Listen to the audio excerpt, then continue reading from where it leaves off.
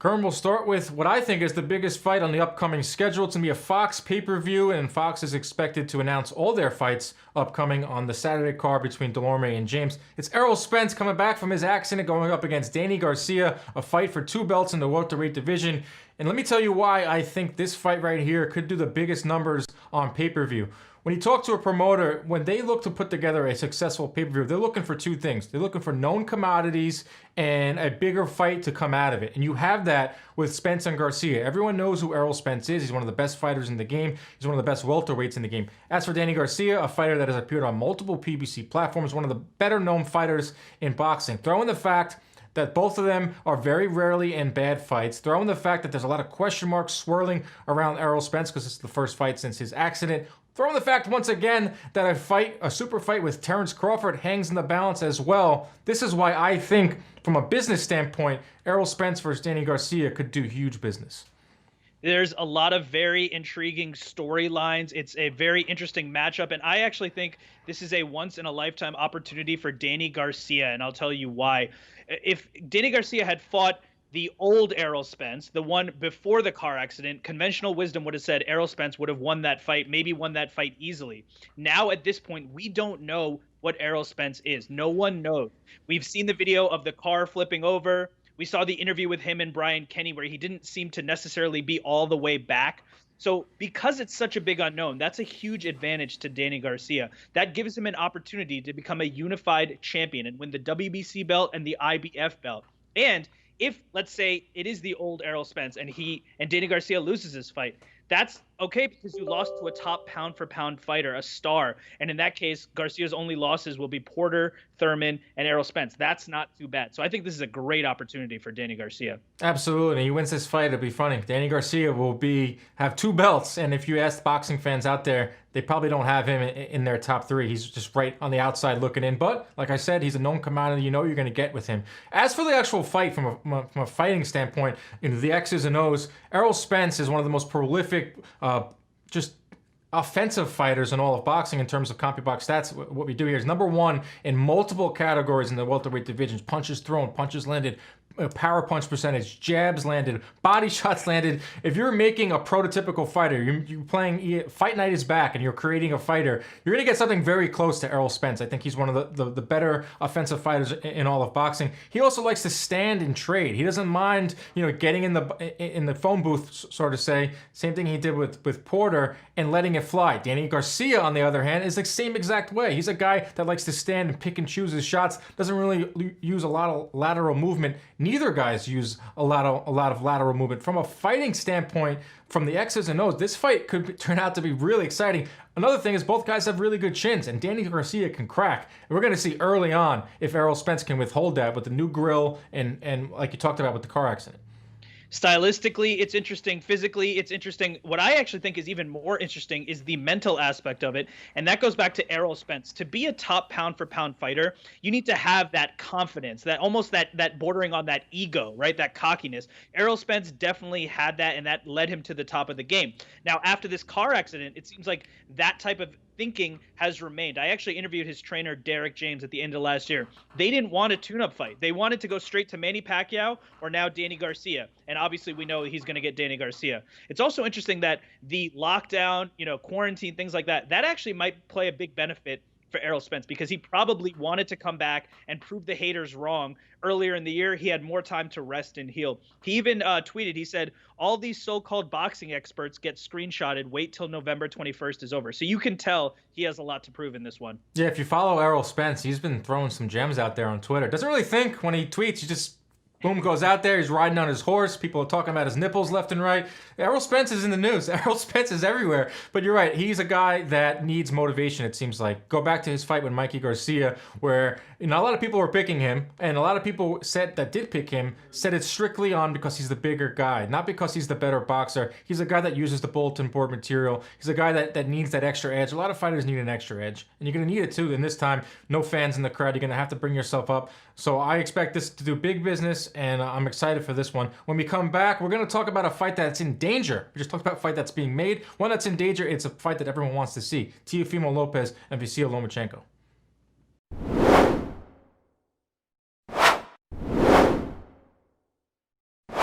We just talked about a fight that is going to be happening in the welterweight division. Let's go down to lightweight, a fight that's falling through and a fight that everyone wants to see. Teofimo Lopez going up against Vasyl Lomachenko.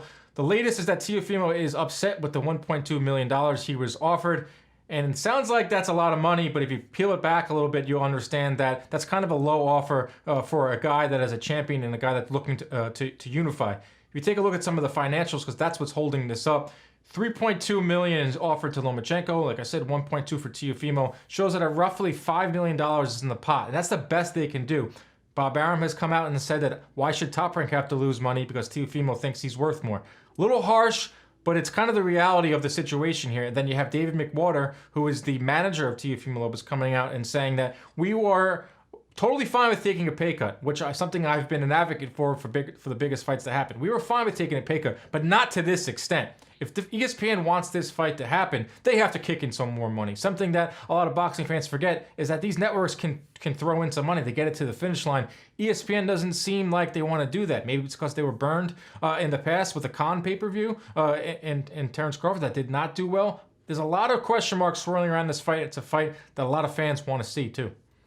It's hard enough in boxing to get fighters to come together in normal circumstances to agree on a fight. Usually the difficulties become when there's different networks and different promoters. This time around, it's both top. They're both with Top Rank. They're both with ESPN, so we hoped that it would come together.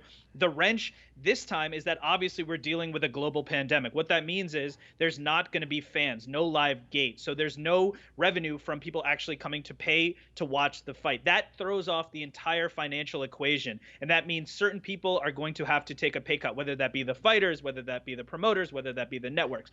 And it seems like dealing with that is making it difficult here. We've seen a lot of top fighters not necessarily have fights scheduled just yet because of that very reason. Now, it's a shame because we spoke to Teofimo last year.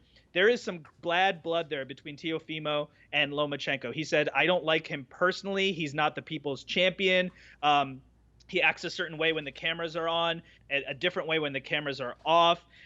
He says that he doesn't respect him. Teofimo says he doesn't respect Vasily Lomachenko. So there's obviously a lot of bad blood. We all want to see this fight. The way that Teofimo looks at it, he tweeted out, he said, how you mad at me? I'm just trying to feed my family. So his point is that he wants to be paid what he feels he deserves. But Dan, to your point, I know you've tweeted about this.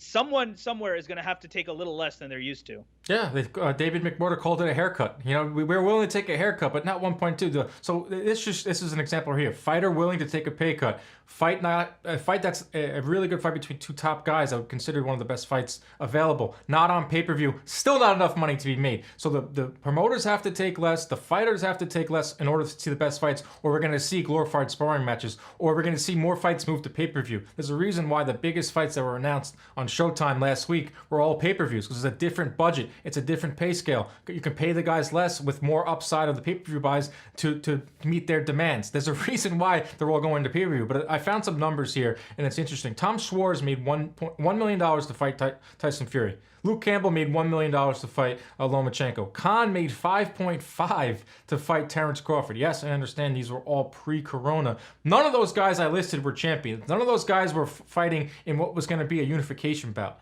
Yes, $1.2 million is a lot of money, and Teofimo's in a very tricky spot here because he's been calling for this fight for as long as he's been relevant in boxing, and now he finally has it, and he's going to say that 1.2 isn't enough. It's a lot of money, but it's simply not a lot if you put it into scale of some of the other fighters that I just listed. Even though Teofimo feels like he's owed more for this fight, it looks like him and his manager, David McWater, who you said may say, hey, let's take a different fight now, and then hopefully next year maybe there'll be fans back and we can get the financials in place. David McWater, his manager, said you have Shakur Stevenson, Devin Haney, Ryan Garcia, Tank Davis. Those are the possible opponents for Teofimo to maybe fight now. But it is unfortunate because we wanted to see these guys fight. We always want to see the best fight the best. Roy Jones actually in an interview said Teofimo is one of the most exciting fighters in the game right now because he has that it factor. You want to see what he's going to do.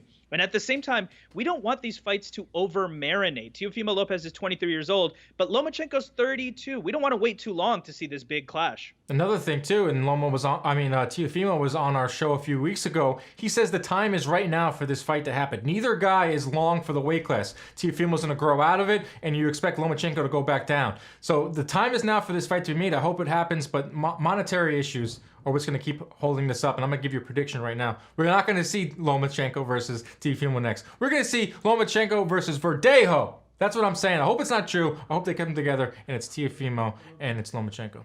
On the other end of this, we're going to take a look at some of the biggest fights that are upcoming on the August schedule. The August schedule is absolutely loaded. More boxing talk coming up next here on Inside Boxing Live.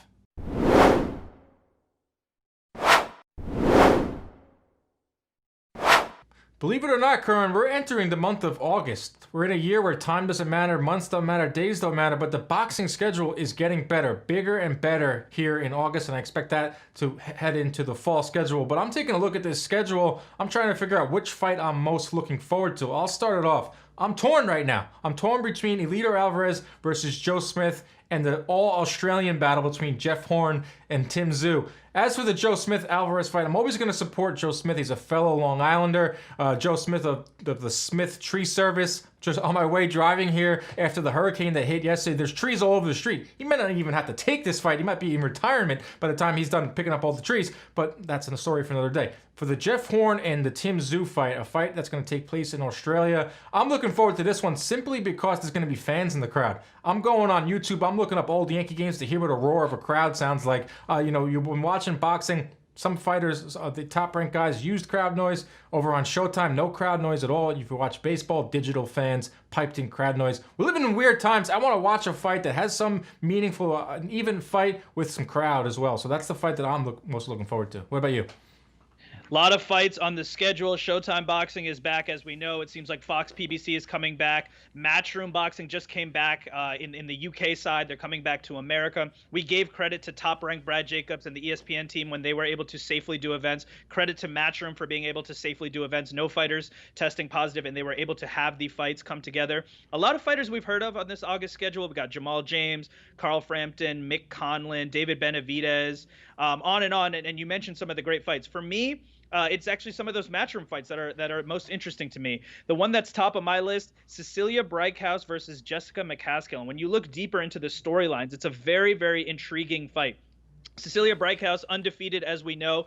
This is her chance for her 26th consecutive title defense. That would shatter a record set by Joe Louis. Now, if you look at the other side of it, Jessica McCaskill, she's rugged, she's tough, she's going for the knockout, and she battled a long way to get here. She battled homelessness, she battled a bunch of other things, and she's enjoying this spoiler role because Cecilia said if she wins this fight, she maybe wants the Taylor Persone winner, which is another great fight. So I think McCaskill's enjoying that underdog role.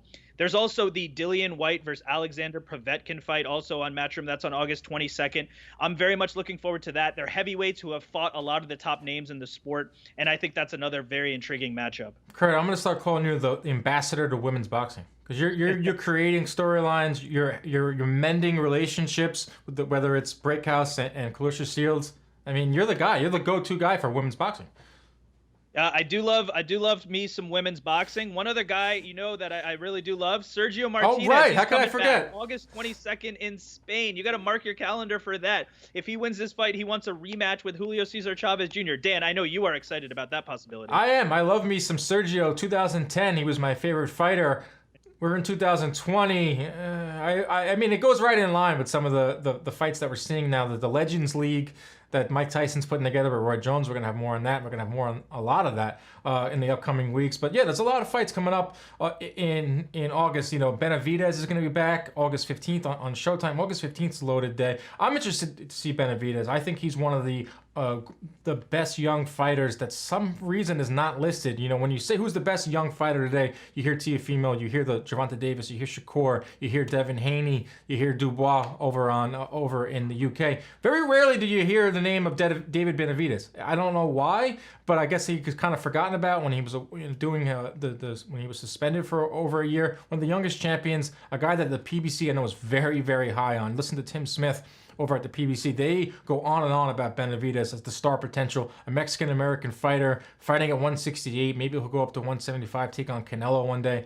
He's a guy I'm going to watch. You know, it's a mismatch of sorts, but I'm more interested to see how he looks and how he's improved in this time. Let's get some quick hits, some stuff that we could not get to. But one of them, we talked about this Legend League. We talked about this Tyson and Roy Jones fight. We're going to get more into that in the upcoming weeks. But WBC president says that the Tyson-Jones fight, they should use 16-ounce gloves. They should use headgear. They should use wheelchairs. They shouldn't be fighting. What's going on with this fight? Are we going to... The more and more I hear about it, the less and less I think it's going to happen. I hope it happens. What's your take on what we're seeing from safety-wise? Yeah, in terms of safety, should Roy Jones and Mike Tyson wear headgear and use bigger gloves? Yes, they probably should. Will Mike Tyson and Roy Jones use headgear and wear bigger gloves? Probably not. A lot of this is playing up the nostalgia. I mentioned Sergio Martinez. Like you said, he was a prolific fighter 10 years ago, but there's the nostalgia aspect of it, especially with Roy Jones and Mike Tyson. We saw these guys in the late 80s and, of course, Roy Jones through the 90s. We saw the prolific knockouts, the amazing things in the ring that we have never seen before. So people are hoping to kind of play that up and bring that back. The one thing I'll say about this fight in terms of fighter safety, this is more of a seniors tour. It's a Legends League, like you said. And what that means is it's old guy versus old guy. 54 years old for Mike Tyson, 51 for Roy Jones. So It's not like the older guy is coming in to fight the young lion, which can be unsafe. This is older guy versus older guy, and there's protocols in place. If there's a cut, things like that, the fight will be stopped. So I think I'm okay with this one. Yeah, I heard the fight was going to be sponsored by Ben Gay.